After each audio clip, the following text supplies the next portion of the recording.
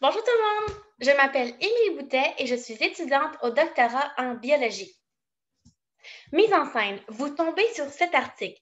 Dernière nouvelle, les premiers bébés génétiquement modifiés sont nés, les jumelles Lulu et Nana. Est-ce que c'est de la réalité ou c'est de la science-fiction? En fait, c'est vraiment arrivé. Alors, en novembre 2018, un chercheur a modifié génétiquement des embryons humains, ce qui a mené à la naissance au premier bébé génétiquement modifié. Comment est-ce qu'il a fait? Tout d'abord, je vais vous expliquer qu'est-ce que l'ADN. Alors, l'ADN ou acide désoxyribonucléique, c'est qu'est-ce qu'on voit ici sur l'image. L'ADN, c'est la recette pour créer des protéines qui sont ensuite importantes dans notre corps. Alors, ce soir, par exemple, je vais lire une recette pour créer un bon spaghetti. Ben, c'est la même chose qui se passe dans notre corps. Alors, nos cellules vont lire la recette qui se retrouve dans l'ADN pour créer des protéines qui vont ensuite créer des organismes vivants, comme un chat, un chien, des humains ou même des bactéries. Il est possible de faire de la modification génétique. Donc, si je change quelques étapes de la recette de ce soir, je vais peut-être terminer avec quelque chose de totalement différent. Mais c'est la même chose pour l'ADN. Si on modifie l'ADN, on va terminer avec quelque chose de différent. Lorsque vous cuisinez, vous utilisez des outils de cuisine comme un couteau ou une fourchette. C'est le même principe pour l'ADN. On peut utiliser des outils de modification génétique et un de ces outils, et celui dont le chercheur a utilisé, s'appelle le système CRISPR-Cas9. Comment ça fonctionne? Ici, je vous donne l'exemple d'un chercheur qui avait une belle fleur mauve dans son laboratoire. Ici, on a l'ADN de la fleur avec les fragments d'ADN ou les gènes qui sont représentés par des casse-têtes. Le casse-tête mauve est donc le gène qui est responsable du fait que la fleur est mauve. On peut utiliser le système CRISPR-Cas9 pour enlever la couleur mauve. Comment on fait? Eh bien, on a besoin de deux choses.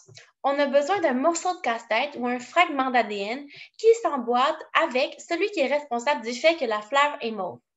Et lorsque ces deux morceaux de casse-tête s'emboîtent, ça envoie un signal à la protéine Cas9 ou le ciseau moléculaire d'aller couper le morceau de casse-tête ou le fragment d'ADN et ainsi, on termine avec une belle fleur blanche.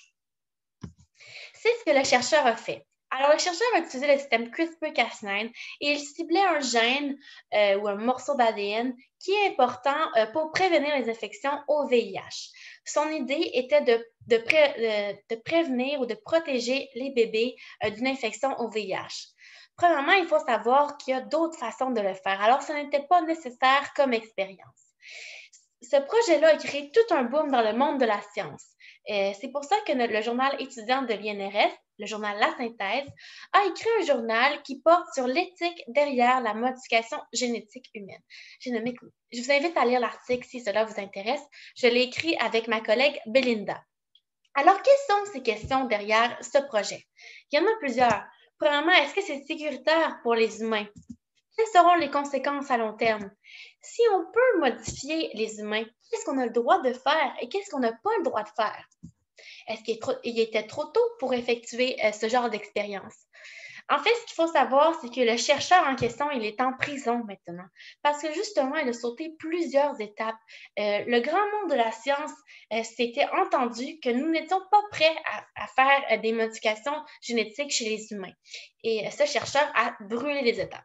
Vraiment, c'est un grand débat dans le monde de la science. Je vous invite à en discuter en famille. Sur ce, je vous demande, et toi? Que voudrais-tu faire avec le système CRISPR-Cas9? Vraiment, laisse aller ton imagination. Je te donne un exemple. Il y a un chercheur d'Harvard qui travaille actuellement à modifier les éléphants d'Asie afin qu'ils ressemblent aux mammouths. Alors oui, le mammouth pourrait être de retour. On dirait de la science-fiction, hein? Mais c'est de la réalité. Alors, je te relance. Et toi, que voudrais-tu faire avec le système CRISPR-Cas9?